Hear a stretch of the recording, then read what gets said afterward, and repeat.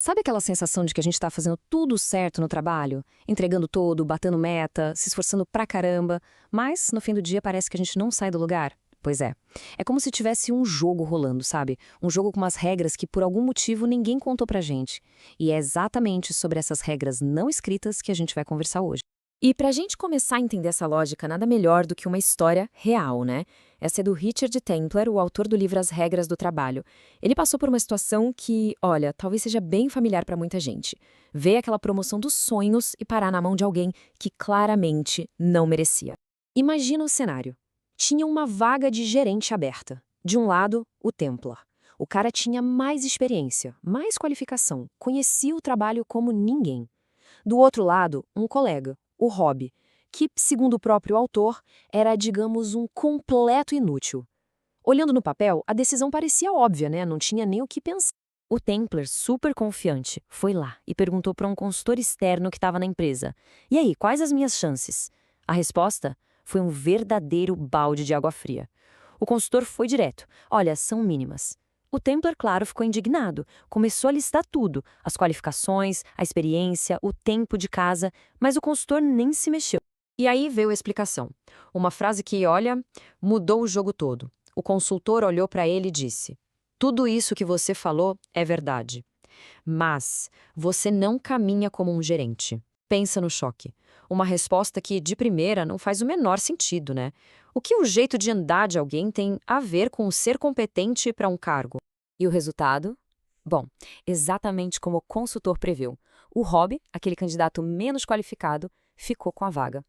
Essa história é a prova de que a decisão não foi só sobre mérito, não foi só sobre quem trabalhava mais duro. Tinha outra coisa acontecendo ali. Um outro jogo totalmente baseado em percepção. Essa história do Templar, ela expõe uma falha gigantesca na forma como a gente costuma pensar sobre trabalho e carreira. Ela aponta para uma crença que quase todo mundo tem, mas que está, na verdade, completamente errada.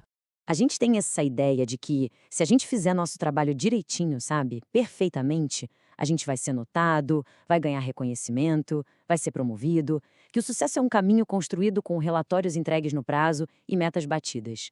Mas a grande verdade é aí que está o erro. Fazer bem o próprio trabalho é o básico, é o esperado, não é de forma alguma o diferencial. Ok, então se essa lógica está errada, qual é a certa? Bom, a resposta passa por entender uma diferença crucial entre duas palavras: eficiência e eficácia.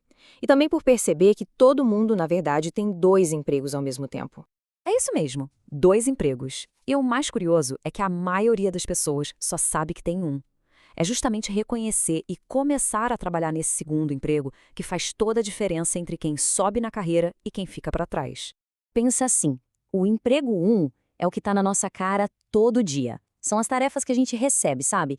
Finalizar relatórios, bater as metas de vendas, cuidar das nossas responsabilidades. Agora, o emprego 2, esse é o que realmente importa. É olhar para o quadro geral, para o sucesso da empresa inteira. É sobre resolver os problemas da organização, não só o nosso pedacinho do quebra-cabeça. E essa ideia não é nova, não. O grande guru da administração, Peter Drucker, já falava disso. Ele diferenciava fazer o trabalho do jeito certo, que é a eficiência, de fazer o trabalho certo, que é a eficácia.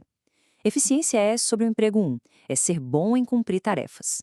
Já a eficácia, que é o emprego 2, é sobre ter a visão para saber qual é o trabalho que realmente importa e que vai levar a empresa para frente.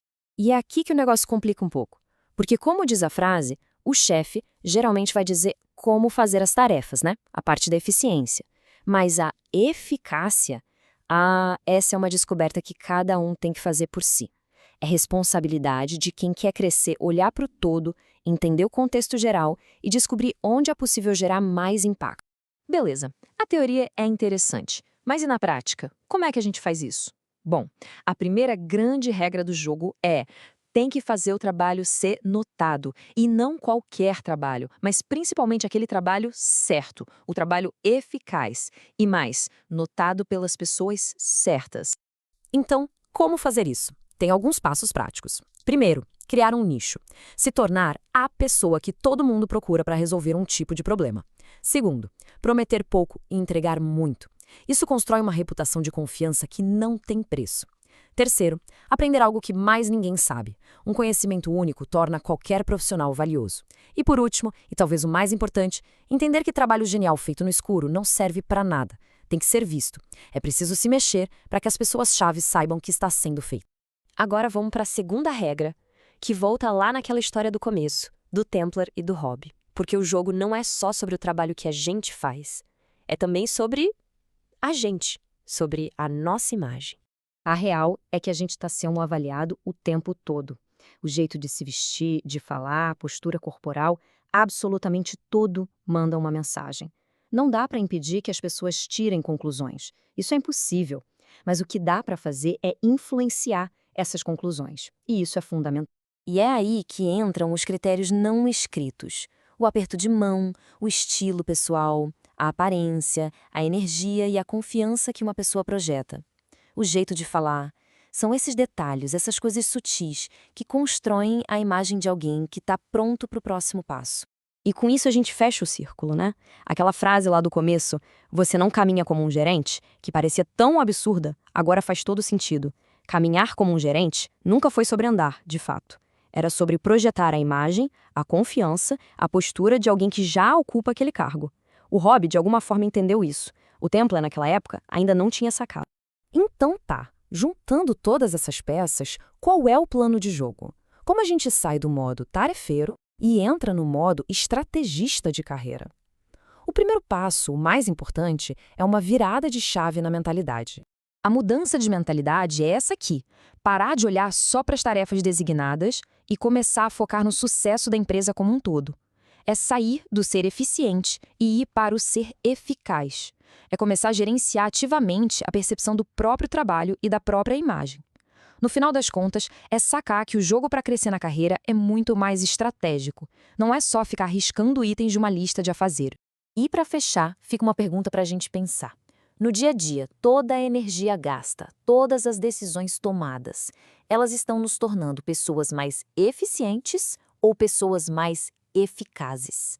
A resposta para essa pergunta pode ser literalmente o mapa para o próximo grande salto na carreira de qualquer um.